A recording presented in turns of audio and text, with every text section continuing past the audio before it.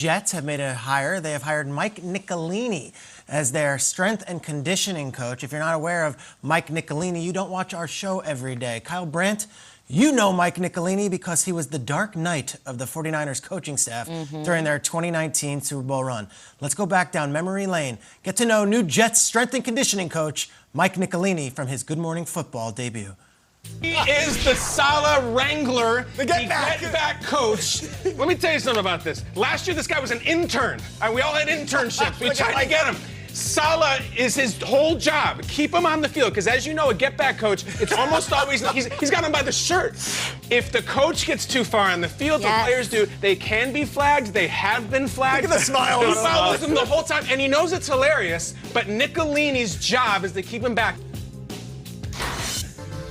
Congratulations to Mike Nicolini. It's a good segue. Yeah, he was the get-back coach for Saleh. He's now the dude for the Jets. And I like that he was paid for that internship. Absolutely. Paid internship. Here we are. It's time to continue the countdown of our top 5 teams to watch at free agency. We've now reached number 1. We've done Buccaneers, we've done Eagles, we've done Steelers, we've done Patriots. And let's stick it right here in New York where we're talking about Mike Nicolini. Now, all right, let's talk about the New York Let's Jets. go. Number 1. So what do the Jets have to do? Well, the Jets have a ton of money, second most cap space in the entire league right now. Where everyone else is cutting players, the Jets can actually sign players. First things first, go get guys that fit the culture. Don't just spend money on players because of highlight. Culture, culture, culture. That is what Robert Saleh is pitching, and that right now is what the Jets have.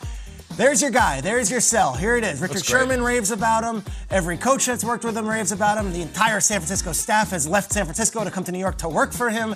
There is your sell. Okay, well, what about the players? How about Quinn and Williams? Maybe the most delightful young man in the New York market right now as far as high energy, positivity, but also has that Mamba mentality. Quinn and Williams last year really emerged as one of the better young defensive players in the league. Came on our show a couple of weeks ago and was stellar, saying he is working harder, he's working better, he wants to be a leader. That was the first-round pick 2 years ago. How about last year's first-round pick? Makai Bechten, another standout stud. All business. Oh, man. Look at him. There he is. Biggest man in the room, every room he walks into. But he also is a young man that wants to win and wants to be a leader. Culture, culture, culture. You've got a young group that is really rallying around each other. You got a young coach. Don't go out there and spend money on some guy that is going to be a diva. Don't go out there and spend some money on a guy who's going to be me first. Think about culture. I think that matters most with the Jets right now. And number 2, protect the quarterback, whoever that is. I have no idea who the quarterback is. Protect him, whether it's Darnold, whether it's Zach Wilson, whether it's Aaron Rodgers. I don't care who it is. You have to protect the quarterback for them to succeed. And there are some offensive linemen that are out there, and I'm talking veteran offensive linemen. Here's just a list of some of the top. Joe Tooney from the Patriots could be an excellent signing. I like that. Expensive, 32 years old, but is a dog. And guess who he played for last year? The 49ers. Guess who was a defensive coordinator? Saleh. Robert Saleh. Talk about it. Corey Linsley, the center from Green Bay. If they don't bring him back, I'm sure Aaron Rodgers would be furious. Guess what? The Jets would be delighted. Riley Reif was just cut by the Vikings, can still play. Darrell Williams had an excellent season for Buffalo. All of these players are immediate upgrades on the other side of Bechten or in the interior. All right, and lastly, go and get some playmakers. They haven't had them in New York for years. And I know Le'Veon Bell had hype, and I understand Rashad Perryman can do some things. Acquire real playmakers, like guys that everyone is excited about. Don't break the bank on someone that you don't think can be a playmaker, but let's go find them. Will Fuller would be a name that I would look at. I know he's got injury history. He's a burner. Put him on the other side of Denzel Mims. Suddenly your quarterback has a weapon to throw to. All right, besides Fuller, there's other names you can consider. The next one on the list that I would look at right here, I don't know, why don't we go to Juju? Juju Smith-Schuster, he can do it. 97 catches last year, can make play. You're not asking him to be Calvin Johnson or Julio Jones or number 1. You've got Mims, you've got some other guys. Let Juju just do what Juju did last year and what he's done every year in Pittsburgh. Make plays and contribute.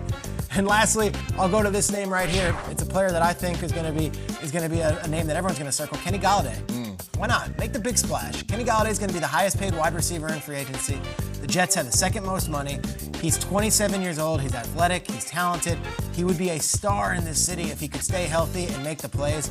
I know everyone rolls their eyes and says, free agent wide receivers, they don't always work out. I don't know, look at some of the acquisitions last year. Stephon Diggs seemed to work out. DeAndre Hopkins seemed to work out. I think if you get a good wide receiver, that's fine. If you get a great wide receiver, take the Jets to the next Great level. plan. A lot of needs, a lot of money. That's the Jets' plan. Kyle, I'll start with you. You think of the New York Jets, all this money to spend, high energy, good momentum. Mike Nicolini's on the staff now. What would be your message to the Jets? I like it as exciting in that you want to keep that excitement going without doing things that are rash. I just wonder, like, as an identity for a team, I'm seeing guys like Will Fuller and I'm seeing Kenny Gallaudet. Is that a Robert Saleh player? Like, I don't really see those guys on the 49ers. Like, don't we just want head knockers and defensive stalwarts? Juszczyk's a free agent. Juszczyk could be great, but like I just wonder if the ultimate defensive coach wants to go out and spend all this money on weapons, or not, or rather he's going to make the team in his image. My question to you, I thought it was so interesting to hear Scott Pioli, Schrags, talk about short-term memory, the psychology behind this. So you're saying free agency, we've seen Stephon Diggs work out, but if you're the Jets, yes, it's a new vibe, new culture, new coach, Nicolini is there, but the ownership is the same. Is there hesitation from the ownership to whip out the checkbook and start dishing out money when you have scar tissue from Le'Veon Bell and C.J. Mosley the last time you had money to spend? It's a great question. I think if there was a different group and they were usually... Jets aren't cheap. That's the one thing. Yeah. You never hear Jets are cheap. Right. I think they're going to get back to the table. And last year, they were conservative. Like last year, I think they might have had a lot of that. Because they were burned. We were burned. And C.J. Mosley's coming back this year. Who knows what we're getting from him? But Le'Veon was a swing and a miss. And then they were very conservative. They let Robbie Anderson walk out the door. I think they regret that. I think Robbie they was still really wish good. They had Robbie. Robbie was And good. Darnold liked him. And Darnold liked him. So to your point, great question. I don't think this ownership group is like some others where they'd be like, all right, guys. They just get it. They're going to move on. They've got new people in charge. They're going to write the check. Go. Interesting. Spend the money. It's there. You have to. And they're still looking to replace Robbie Anderson, which is why I like Kenny Gallaudet. And I feel like it's going to be a bidding war between the Giants and the Jets. And Kenny Gallaudet is a solid guy because he's quiet. He's very reserved. He doesn't take whatever drama is going on inside the locker room as it pertains to the team and unveil it to the world. So he's the perfect type of system dude that's going to put his head down, really blue collar, and work for the Jets. So He fits that culture. I don't know Kenny Gallaudet from Adam. 100%. He's blue collar. 100%. Yes. 100. Not a diva wide receiver. They don't want that. No, not at all. Because you had Juju on there too, Peter. Hey, I don't think he's a diva, Juju. I think Diva gets used too much. You know what I mean? He's extra. Yeah. That's Juju in New York works? I think it works for him, and I think it works for the media. I'm just interested if it works for Saleh. Like, what time? I didn't see Juju Smith-Schuster on those Niners teams, that type. I don't know if he's into that type of it stuff. works if you're winning. It works if you're winning. Well, that's not good. That's not good enough. We can't guarantee they're going to win. What I We need mean, someone that what says, I mean I'm by gonna that, get you to be a winner. What I mean by that is Juju could do the same thing on a winning team and nobody complains. But he does the TikToks and he's out in the city. He's going to events. On a losing team, he's doing too much. We've seen this time and time again. Le'Veon Bowling last year. Yeah, Le'Veon Bowling. But getting back to Kenny Gallaudet, the fact that Robert Saleh is the very brash and verbal and the rah-rah type of coach, you need guys that are quiet, that don't say much. All they do is listen and then lead by example. That's Kenny Gallaudet. What does a Saleh offensive player look like to you?